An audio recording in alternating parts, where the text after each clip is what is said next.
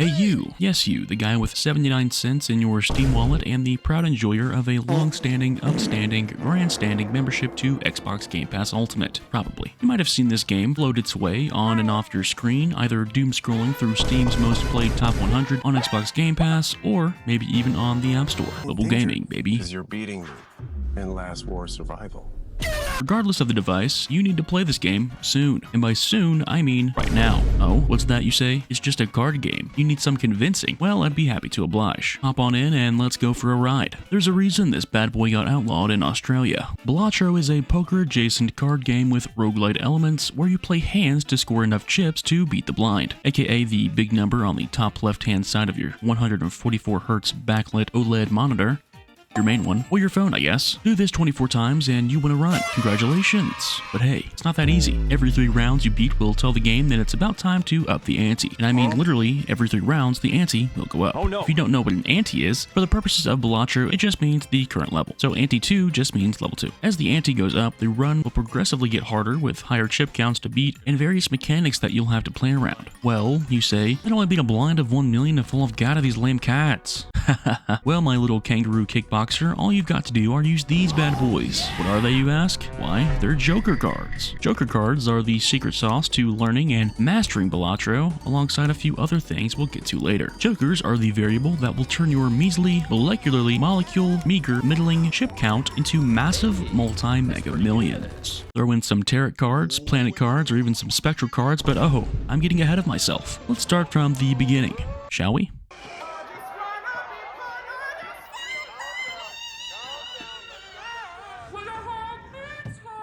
In order to play Balatro, you'll need to play some cards, and in order to play some cards, you'll need to first pick a deck. In Balatro, there are a grand total of 35 different decks to choose from, with 15 standard decks and 20 challenge decks. But you won't have access to very many when you first start out. This game is a roguelite, so all of your progression is tied to trying new things and overall just finding new ways to break the game with what you have. Side note here, sometimes I write the memes I want to put into the video as I write the script, so I'll read an entire paragraph of written, thought out information dialogue, only to then read Batman getting his back broken by Bane. It doesn't really relate to the video, I just thought it was funny. Each deck has its own unique playstyle and strategies to win. To unlock more standard decks, you'll have to win runs with particular standard decks, and for the last 5 standard decks, you can win runs with any deck, but on progressively increasing difficulties, called stakes. The other 20 decks are challenge decks. First 5 of which unlock after winning with 5 different standard decks, and the rest by winning challenges. Challenge decks offer vastly different ways to play the game, but do not allow for unlocks or achievements, as some challenge decks make the game rather trivial. Oh my goodness, no way! You just flipped and shuffled all my Joker cards! What do I do now?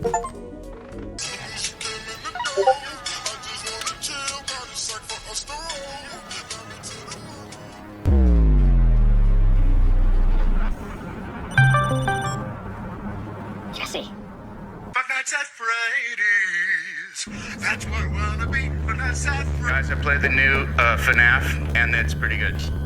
When you start a regular run, you have no jokers, no upgrades, no maidens. Unfortunately for you, however, you are maidenless. And worst of all, no money. To attain these aforementioned affixes upon your person, you will need to win a few rounds. And by a few rounds, I mean a lot more than a few rounds. Well, how do I win a round, you ask? By beating the blind. No, not beating blind people, the blind. The blind is simply the number of points you have to get in order to beat a round. If a round says 300 chips are required to win, then you must, within a certain number of hands, score at least 300 chips. When a hand is played, your score, which is found on the left, is calculated by multiplying your chips, the blue part, by your multiplier, the red part. After the playing hand is scored, these numbers will automatically calculate your overall total score for the played hand and then add that to your round score, which is how many chips you've scored in this specific blind. So learning how to get these numbers up is tantamount to your journey as a calculated, cold-blooded card shark. What are these so-called hands? Well, I'll show you. If you've played poker before, you will already know these hands, and I might have a timestamp on screen that you can... What? Oh. We don't have the budget for that? If you haven't played poker before, then I guess it's a good thing you're watching this video. And for those of you that don't know anything about poker and don't want to learn anything about poker, I don't know. Live and learn, I guess. It's my turn! It is. You told me it was my turn. You can talk all that you want to, yell and scream. It is my turn. You lost the game. my turn. Take as long as you want. There are, in total, 4 types of suits that a card can belong to: hearts, clubs, spades, and diamonds. A card will also be either a number, 1 through 10, or a face card. Finally, there's an ace card. The ace card does not count as a face card and is treated like it is worth 11 chips. Jacks, queens, and kings are all worth 10 chips, and number cards are worth their number in chips. A hand is made when a certain group of cards with certain suits and numbers are combined and played together. For instance, a pair, like the name implies, is a hand that requires 2 cards of the same number or rank, which is what a number is called in poker, regardless of suit. 2 pair is the same, except, now there's 2 twos. 3 of a kind is when you have 3 cards with the same rank. A straight is when you play 5 cards in a row, like 1, 2, 3, 4, 5. While face cards are all equal in chip value, they have an order as well and can be used in conjunction with numbers. A straight with face cards, for example, might be 9, 10, Jack, Queen, King, or 10, Jack, Queen, King, Ace. A flush is 5 cards played that are of the same suit. So if you have 5 cards with hearts on them, or 5 diamond cards, they can be played as a flush, even if their numbers don't necessarily go together. A full house is a hand combining a 3 of a kind and a pair. Stick with me now. A 4 of a kind is 4 of the same. A straight flush is 5 cards in a row with consecutive ranks, and they are all the same suit. Finally, we have a royal flush, which just means that you have a straight starting with 10 and ending with ace, and all cards are the same suit. Each hand played has its own chip score and multiplier, so the better the hand, the more chips you're gonna score. And remember, kids, a little malt goes a long way. There's also 5 of a kind. Forgot about that one. Yeah. There's probably a couple more I'm forgetting, but you'll have to buy them yourself. A quick note here, suits are separate from rank, but suits have a pecking order that they go in as well. Why is this important? Because sometimes you might enhance a card with the hope of it scoring first for one reason or another, but even though you want that card to score first, it won't if it's played with a second card of the same rank, but with a different suit that technically ranks higher. So pay attention to the cards you're upgrading, lest this fate befall you. Another reason is because there are more than a few boss blinds that actually force you to draw cards face down, and being able to sort your hand by suit as well as rank will be a huge help in determining the identity of the mystery cards you have in your hand with high probability. Not gonna do it.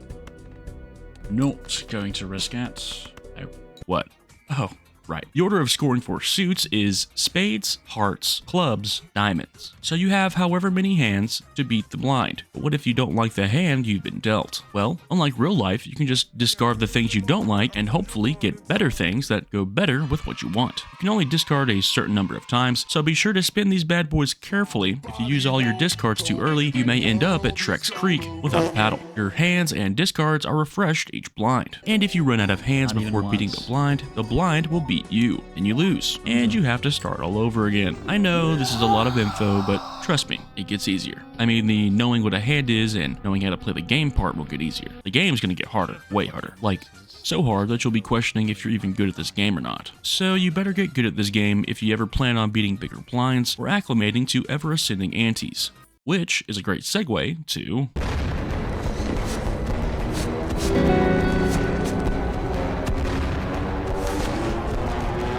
Oh, poop.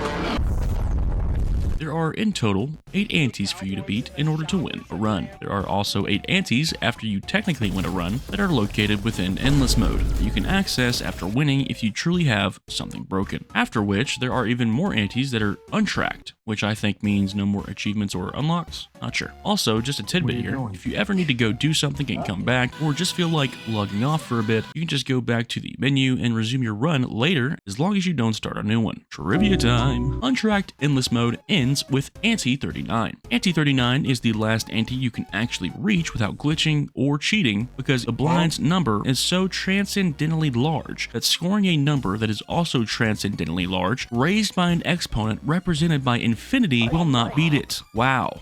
Okay, each ante represents 3 rounds, a small blind, a big blind, and a boss blind. The small and big blinds are where you'll build up resources in order to properly handle the final boss blind at the end of the ante. After every round, there will be a cash out. No, not a crash out, a cash out. Depending on how well you played, you'll get more money. You get money for the more remaining hands you have and for beating the round. But there are other ways to make money. Some jokers give you money, like delayed gratification, which gives you more money for each discard you have left at the end of a round. Or the golden joker Joker, which just gives you a flat $4 after each round. Use the small blind and the big blind to gather money to buy jokers, enhance cards, upgrade your hand levels, so on and so forth. So, where do we do all that?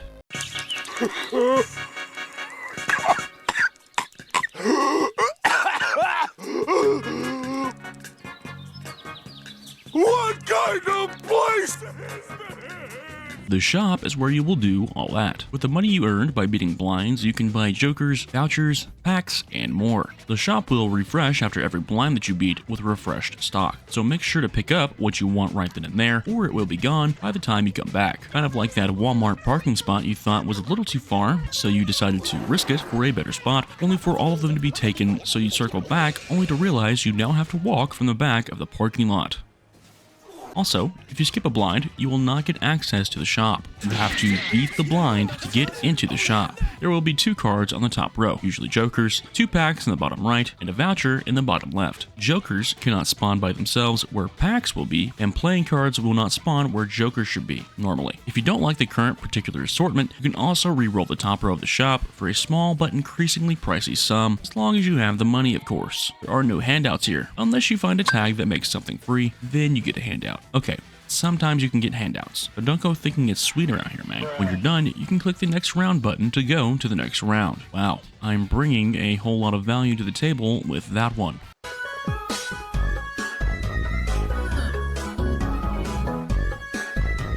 Tags are the little thingamabob at the bottom of a blind near the skip button. When you skip a small or big blind, that tag will be placed in your inventory and will be held there until activated. Side note, tags that offer jokers with additions do not stack because a joker can only have 1 addition applied to them. So if you grab 2 joker addition tags, they will activate separately once you enter the shop and see a joker. Some tags offer money when beating the boss blind, and others just give you packs to open immediately upon skipping, but tags are not to be overlooked, especially when you're climbing difficulty levels, as more and more options become unavailable to you. The same way that more and more options become unavailable to you in story games when you decide to be evil and massacre everyone. As you play, the shop will become increasingly hostile to your presence, because as you progressively increase the difficulty of your runs, you will also enjoy a progressive decrease in doubloons. You know, that thing you need to do literally anything in this world, like pay your bills or do fun things and eat out, you know. It doth seem that we twain have thus arrived at an impasse. As fate would have it, thou art venturing far into the uttermost parts of this very video that layeth sprawled out before thee like the rolling hills. I pray thee, therefore, that you would lend an ear and hearken to the words of this old man. If I, thy humble servant, have found grace and favor in thy sight, and by chance thou also wisheth to support thy servant's efforts in a greater measure, thine humble servant doth possess a Patreon. But be it far from me to force one such as you into an agreement such as this. I cannot. However, if thou would be so inclined, and if thou hast found it in thine heart, it truly behoove thee, let it not be far from thee, I pray thee. If thou doest it, I am glad. If thou doest it not, would be glad still. Only watcheth thou the video, and liketh, and subscribeth, and my soul shall be lightened within me. I must go now, but pondereth thou, and put thy mind to these things. I thank thee for thine ear, with all love and adoration. Poncho of the house, Flounders. Wait, is that Optimus Primal? Wait, everyone should be activated at this time. This is a test run. You think you're the king? I'm the king. Boss blinds are unique blinds, as each one has its own unique ability that will activate on top of the blind that you already have to beat to try and thwart your run. Some blinds are not that scary. Some blinds are very scary. Depending on your build, a boss blind could be the easiest thing in the world or the hardest. If a card is debuffed by a boss blind, that card and all of its abilities are nullified, becoming unusable for the duration of the blind. This duel's now a shadow game.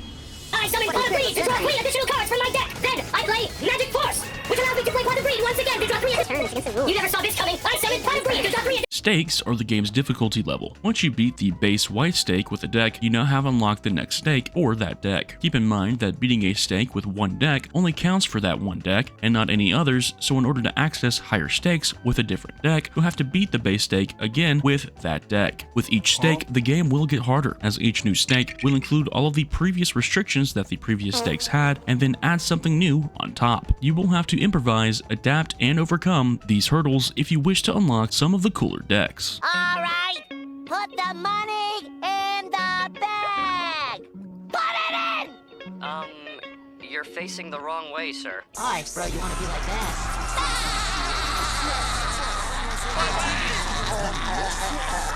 In this section, we'll talk about money and, more specifically, how to make it. Unfortunately, this in-game knowledge I'm about to share with you does not correlate to a perfect one-to-one translation from game to real life. You'll have to crunch your own numbers to find out what that ratio is. I'm putting too much work and math into this already. Like I mentioned earlier, you can make money with jokers, but there are plenty of other ways to make a quick buck. For instance, interest begins to accrue when you have $5 in your bank account, adding $1 of earned interest for every $5 that you have in your bank account up to $25.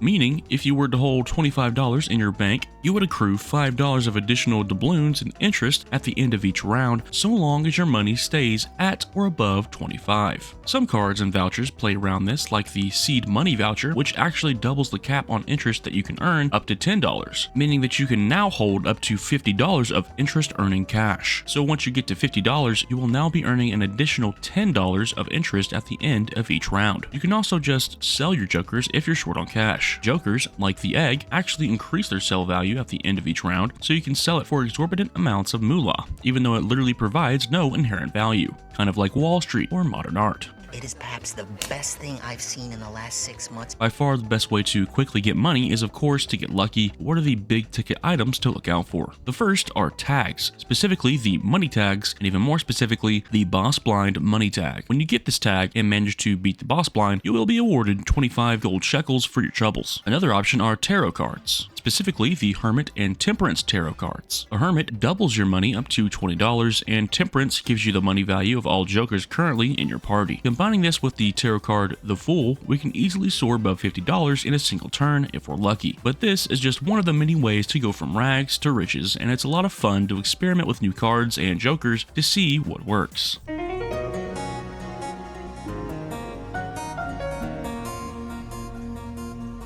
Vouchers stay in the shop until you beat the boss blind and raise the ante level, upon which a new voucher will be made available, and the voucher you didn't buy will get sent to the Shadow Realm. Vouchers offer run-wide buffs to help you increase your power level with things like decreasing prices, increasing the number of cards that can be in your hand, or even do nothing. However, be careful of your spending, especially in the early game, as vouchers are often the costliest item in the shop, and buying one will set you back at $10. My advice is to always read what the voucher does and compare its potential usefulness to your deck before just blindly buying it.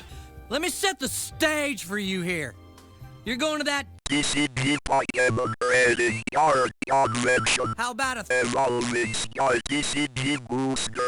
This is... Oh, we got a caller already on this one. Hello, sir. You must be a fan of... Yeah, hi.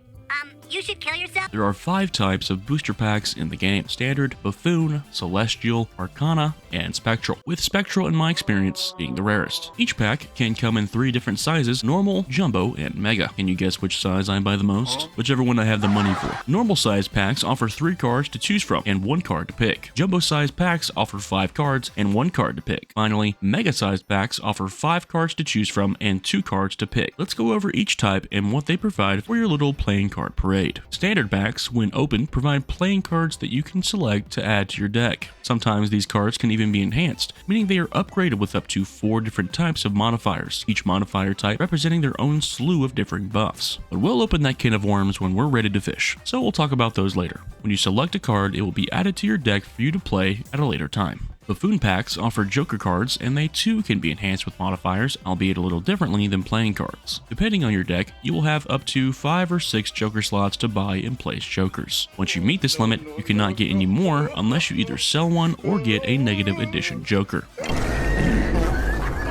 Buffoon pack sizes are 1 card smaller than other booster packs. Celestial packs offer planet cards which, when used, level up your hands, which upgrades both the basic chip and chip multiplier. There is also a chance of getting the black hole card in this pack, which levels up all hand levels by 1 at the same time. Arcana packs offer tarot cards, which can do various things like doubling your money, changing card suits, and enhancing your cards. The Arcana pack also has a chance to spawn a Soul card, which is the only way to grab one of the 5 legendary Jokers. Spectral packs offer Spectral cards, which are like tarot cards on steroids. These packs, like the Buffoon packs, are 1 card smaller than the rest.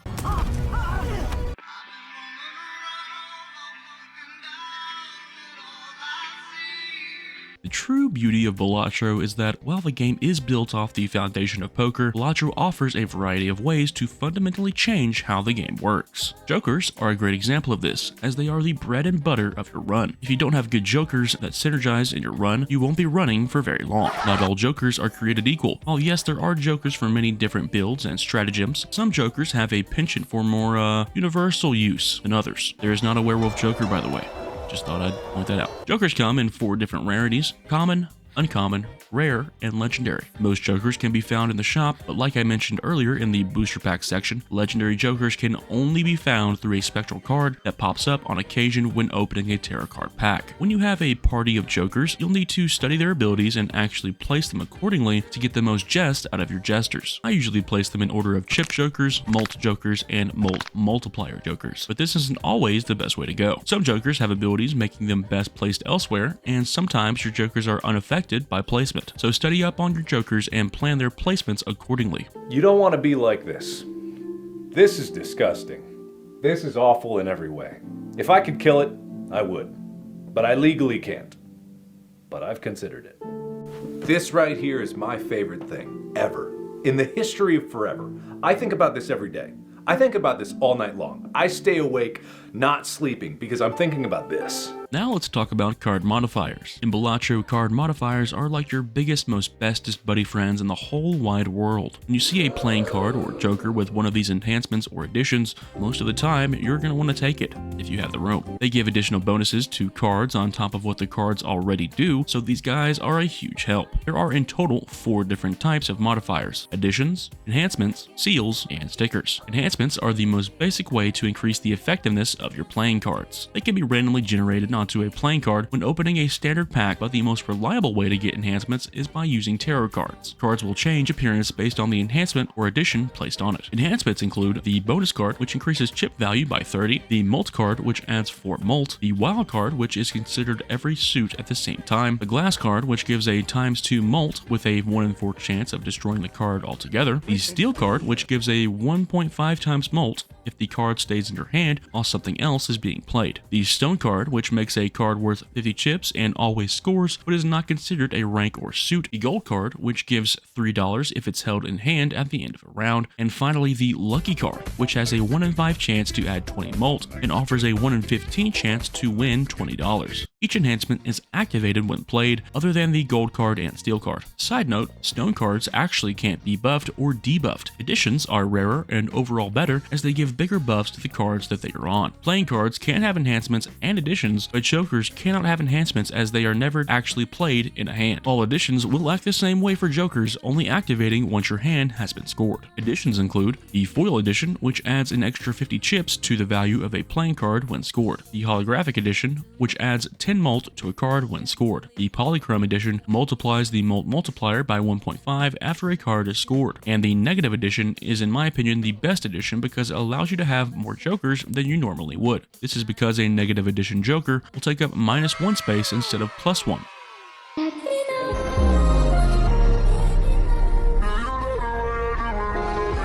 Negative is the only addition playing cards can't get, but consumable cards can become negative with the help of a certain legendary joker. Seals are little seals that perform different effects based on how you play them or don't play them. Since they only activate when played or not played, only playing cards can have seals. Again, jokers cannot have seals as the card has to be able to be played in order for a seal to activate. Seals include the gold seal, earns $3 when this card is played and scored. Red seal re-triggers this card 1 time. This also includes in-hand effects. For instance, if this card was a steel card, it would trigger again, multiplying by 3 instead of only 1.5. The blue seal creates the planet card for the final played hand of the round if you have room and this card is in your hand. And the purple seal, which creates a tarot card when discarded if you have the room. Stickers are joker only and can only start appearing after you reach black stake difficulty using standard decks or while on a challenge run. Stickers are simply another modifier that can potentially spawn on a joker card, changing how they work in some way.